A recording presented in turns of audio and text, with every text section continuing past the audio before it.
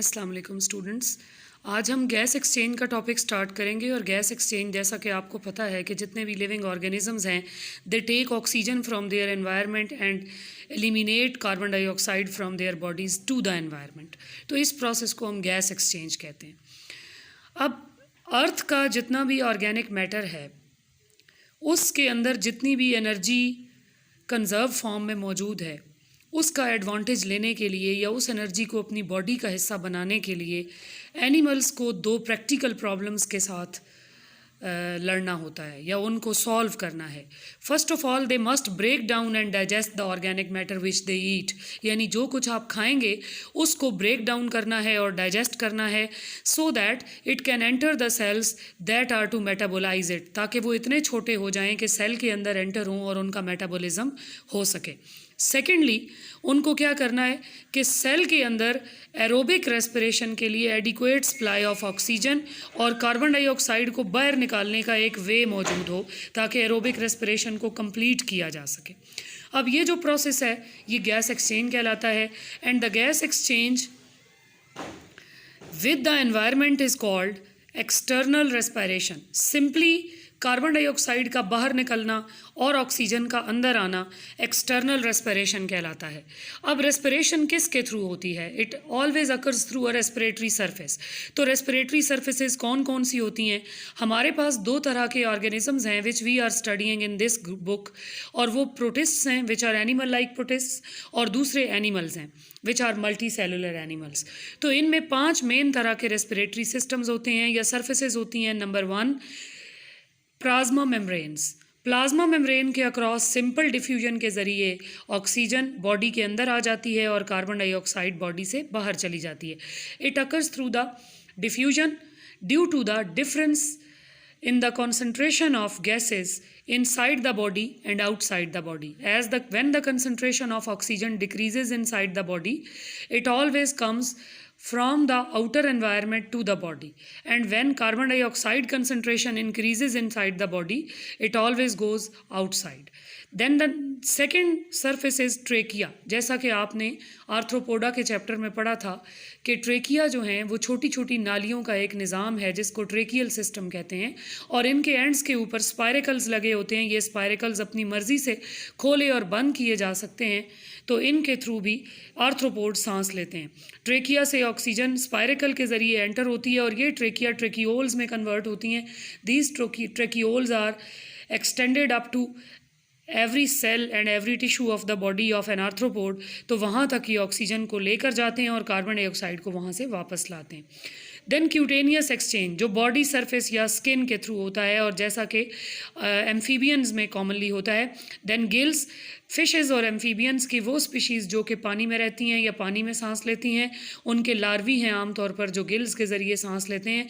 तो गिल उन ऑर्गेनिजम्स में मौजूद होंगे जो कि पानी के अंदर रहते हैं, क्योंकि गिल एक ऐसा टूल है जो कि वाटर के अंदर रेस्पिरेशन में हेल्प कर सकता है। देन देयर आर लंग्स, जो कि टेरेस्ट्रियल एनवायरनमेंट में सांस लेने के लिए बनाए गए हैं, और जितने भी ऑर्गेनिजम्स रेस्पिरेशन ऑन लैंड करते हैं वो लंग्स के ज़रिए करते हैं। तो अब हम इन सारी सर्फेसेस को अलग अलग डिस्कस करेंगे। First of all we will talk about invertebrate respiratory system, and as you know that the first among the invertebrates are protists which are single celled organisms and previously included in a phylum which was named as Protozoa, but now they are part of a separate kingdom which is called Protista. तो ये जो protozoa हैं या animal like protist हैं, इनमें diffusion plasma membrane के through होती है, क्योंकि ये सिंगल सेल्ड होते हैं और सेल की जो आउटर वॉल है, आउटर जो कवरिंग है, that is known as plasma membrane. तो ये प्लाज्मा मेम्ब्रेन इस गैसेस की ट्रैफिक को कंट्रोल करती है, यानी इनटू जो गैसेस आ रही हैं into the body and out of the body. कुछ मल्टी सेलुलर इन्वर्टिब्रेट्स में फ्लैट बॉडीज़ होती हैं, फॉर एग्जांपल प्लेटीहेल्मिन्थेस और फ्लैटवर्म्स, जिनमें सारे जो बॉडी सेल्स हैं वो रिलेटिवली क्लोज होते हैं टू द बॉडी सरफेस, या उनकी जो बॉडी हैं वो थिन वॉल्ड या हॉलो होती हैं, for example hydra which is belonging to the phylum cnidaria. तो इनमें अगेन जो गैसेज हैं डिफ्यूज़ करती हैं इन टू द और out of the animals body, और इनमें सिंपल डिफ्यूजन के ज़रिए ये गैसेस का एक्सचेंज हो सकता है, क्योंकि बॉडी वॉल इतनी पतली है कि उसके थ्रू डिफ्यूजन होना इतना कोई मुश्किल काम नहीं है। जो इन्वर्टिब्रेट्स, अगर हम उनसे आगे चलें एनिलिडा की तरफ आएँ, तो जैसे अर्थवॉर्म है जो कि मॉइस्ट एनवायरनमेंट में रहते हैं, तो वो भी अपनी स्किन को इंटेग्यूमेंट्री गैस एक्सचेंज के लिए यूज़ करते हैं। एज़ यू नो कि इंटेग्यूमेंट हम स्किन को कहते हैं, स्किन या उसके ऊपर जो भी कवरिंग्स मौजूद होती हैं, तो अर्थवॉर्म्स भी इंटेग्यूमेंट्री एक्सचेंज करते हैं। अर्थवॉर्म्स के पास जो स्किन है वो हाईली वेस्कुलेटेड, हाईली वेस्कुलराइज्ड होती है और उसके अंदर कैपिलरी नेटवर्क्स हैं जो कि इसको एनहांस करते हैं, इसकी एक्सचेंज की पावर को। तो ये जो सॉइल के अंदर सॉइल पार्टिकल्स के दरमियान में जो एयर स्पेसेस होती हैं और उन एयर स्पेसेस में जो ऑक्सीजन भरी होती है उसके साथ ये गैस एक्सचेंज करते हैं, यानी वो ऑक्सीजन ये ले लेते हैं और उसके बदले में कार्बन डाइऑक्साइड उस जगह पर एब्जॉर्ब हो जाती है। ज़्यादातर जो एक्वेटिक इन्वर्टिब्रेट्स हैं वो गैस एक्सचेंज को गिल्स के ज़रिए करते हैं, और जो सिंपलेस्ट गिल्स हैं वो कैसे हैं कि वो स्मॉल स्कैटर्ड प्रोजेक्शंस की फॉर्म में, जैसे स्किन के ऊपर कोई उभरी हुई चीज़ हो, और ये सी स्टार के गिल्स हैं। बाकी जो एक्वेटिक इन्वर्टिब्रेट्स हैं उनमें गैस एक्सचेंज रिस्ट्रिक्टेड एरियाज़ में होता है। फॉर एग्जांपल जो मैरीन और एनिलिड वर्म्स हैं उनमें लेटरल प्रोजेक्शंस होती हैं, as you studied in Nereis, and these projections are called parapodia. इन पैरापोडिया के अंदर ब्लड वेसल्स की बहुत ज़्यादा तादाद होती है। They are richly supplied with blood vessels, so they act as gills. अब मैंने आपको बताया था कि किसी भी रेस्पिरेटरी सरफेस के लिए दो चीज़ों का होना बड़ा ज़रूरी है, एक ये कि वो मॉइस्ट हो और दूसरा ये कि वो रिचली सप्लाइड हो विद ब्लड वेसल्स। तो ये दो ही चीज़ें होती हैं जो इसको एक कामयाब या सक्सेसफुल रेस्पिरेटरी सरफेस बनाती हैं।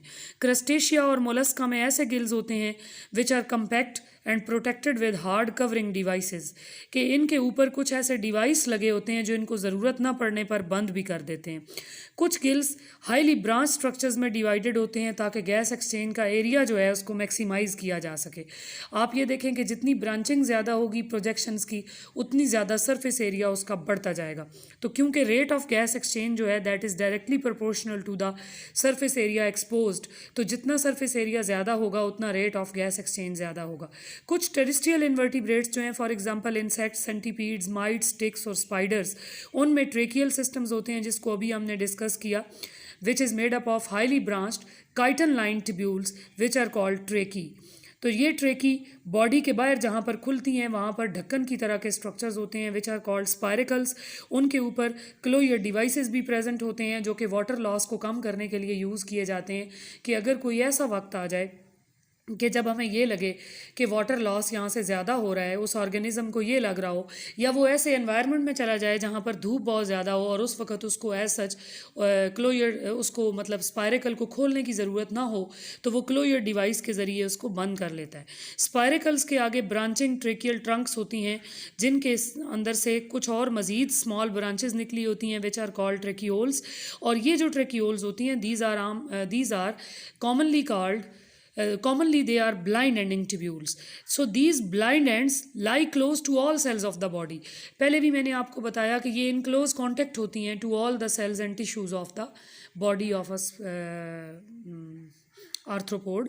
तो ये वहाँ पर जब लेकर जाती हैं तो हर सेल ट्रेकियोल से सिर्फ 2 या 3 माइक्रोन मीटर के डिफरेंस पर होता है। तो ये एक बड़ा शॉर्ट डिस्टेंस है जिसको गैसेज इजीली कवर कर सकती हैं। So the gases move between the tracheole and the tissues of the body by the diffusion.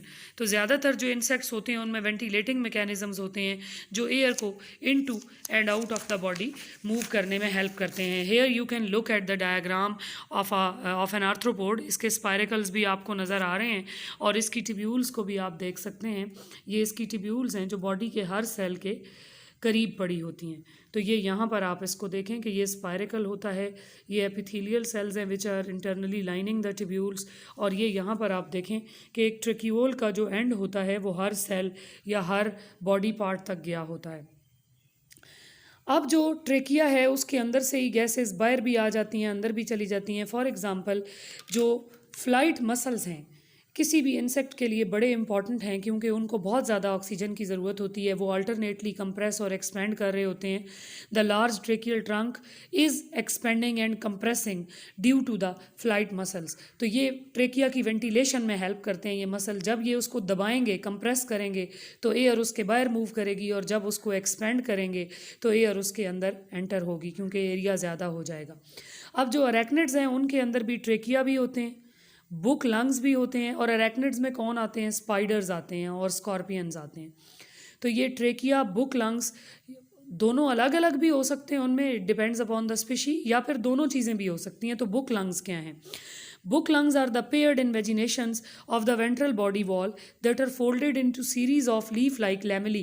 इसके ये जो lamellae हैं ये बुक की तरह नज़र आते हैं और इनके अंदर से ये एयर जो है वो एंटर होती है और हर लैमेली इस एयर को एब्जॉर्ब करता है। So these are called book lungs due to their appearance. Air book lung के अंदर एंटर होती है एक स्लिट लाइक ओपनिंग के जरिए जिसको स्पायरिकल कहा जाता है, और फिर ये सर्कुलेट करती है इन लैमेली के दरमियान में। तो रेस्पिरेटरी गैसेस डिफ्यूज़ करती हैं हीमोलिम्फ के अंदर और हर लैमेली के ऊपर मूव करती हैं और एयर के अंदर मूव करती हैं, एयर चैम्बर के अंदर मूव करती है। तो कुछ वेंटिलेशन कॉन्ट्रैक्शन ऑफ मसल्स की वजह से भी होती है, which are attach to the dorsal body wall of the air chamber. यानी एयर चैम्बर के साथ जो मसल्स लगे होते हैं वो भी इस एयर को मूव करने में हेल्प करते हैं। ये कॉन्ट्रैक्शन चैम्बर को डायलेट भी करती है और स्पायरिकल को ओपन करती है। जो ज़्यादातर गैसेस की मूवमेंट है वो अब भी डिफ्यूजन के ज़रिए होती है, यानी जब एयर की कंसंट्रेशन बॉडी के अंदर कम होती है तो एयर अंदर की तरफ मूव करती है, जब बॉडी के अंदर ज़्यादा होती है तो ये बाहर की तरफ मूव करती है। अब यहाँ आप इस फिगर के अंदर देख सकते हैं कि यहाँ पर एक एयर चैम्बर दिखाया गया। This one is the air chamber. यहाँ से एयर एंटर हो रही है, ये इसका स्पायरिकल है, यहाँ से एयर अंदर एंटर होती है और ये ब्लू जो एरोज़ हैं ये एयर की इनवर्ड डायरेक्शन को शो कर रहे हैं। तो ये लैमेली के अंदर मूव कर रही है। और ये कौन सी एयर है? ये ब्लड है, ये एयर नहीं है। Blood is flowing between the lamellae. तो ब्लड के अंदर कार्बन डाइऑक्साइड है, यहाँ ऑक्सीजन है। तो ये जब यहाँ से गुजरते हैं तो इस पतली दीवार के across counter current flow of gases होता है, यानी जो ब्लड की कार्बन डाइऑक्साइड है that is absorbing into the air और एयर की जो ऑक्सीजन है that is absorbing into the blood. तो ये इस तरह से काउंटर करंट एक्सचेंज के ज़रिए होता है। अब जो टेरेस्ट्रियल इन्वर्टिब्रेट्स के दूसरे मेजर ग्रुप्स हैं वो डिस्टिंक्ट एयर ब्रीदिंग स्ट्रक्चर्स को यूज़ करते हैं। फॉर एग्जांपल क्लास पल्मोनेटा जिसमें लैंड स्नेल्स और स्लग्स आते हैं। जो गैस एक्सचेंज है इनमें वो एक लंग होता है और लंग इतना स्पेसिफिकली ये उस तरह से हाईली मॉडिफाइड नहीं है, इसलिए हम इस लंग को पल्मोनेट लंग कहते हैं, जो कि बाहर की तरफ एक सुराख के ज़रिए खुलता है जिसको न्यूमोस्टोम कहा जाता है। Pneumostome is taken from the Greek word pneumo which means breath. तो ये एक ब्रीदिंग माउथ है। इस ओपनिंग को इसलिए न्यूमोस्टोम कहा जाता है कि ये ब्रीदिंग स्ट्रक्चर की ओपनिंग है। तो ये लंग जो है ये एक कॉमन फीचर ऑफ मोलस्कन से डेवलप हुआ which is the mantle cavity. और बाकी मोलस्कन्स में ये मेंटल कैविटी गिल्स के इर्द गिर्द होती है और दूसरे ऑर्गन्स के इर्द गिर्द होती है, लेकिन जो प्रिमिटिव पल्मोनेट स्नेल्स हैं वो एक्वेटिक हैं, फ्रेश वाटर में रहने वाले हैं। और न्यूमोस्टोम को जिस वक्त वो पानी में डूबते हैं यानी पानी के अंदर जाते हैं, सबमर्ज होते हैं, तो उस न्यूमोस्टोम को बंद कर लेते हैं ताकि वाटर उसके अंदर ना आ जाए। तो बेसिकली ये एक टेरेस्ट्रियल ऑर्गन ऑफ रेस्पिरेशन है। जब स्नेल सरफेस के ऊपर आता है तो वो एयर को ब्रीथ करता है और न्यूमोस्टोम ओपन हो जाता है, यानी ये लंग फिश की तरह सिर्फ सरफेस के ऊपर, वाटर सरफेस के ऊपर या बाहर की ज़मीन के ऊपर ब्रीथ करता है, वाटर के अंदर नहीं करता। तो जो हायर पल्मोनेट्स हैं वो टेरेस्ट्रियल हैं और वो अपने लंग्स के ऊपर रिलाई करते हैं for gas exchange. Lungs ventilate किस तरह होते हैं? By arching and then flattening the body, यानी बॉडी एक दफ़ा ऊपर की तरफ उठती है तो उस वक्त गैस अंदर एंटर होती है, दूसरी दफ़ा वो फ्लैट होती है तो गैस बाहर जाती है।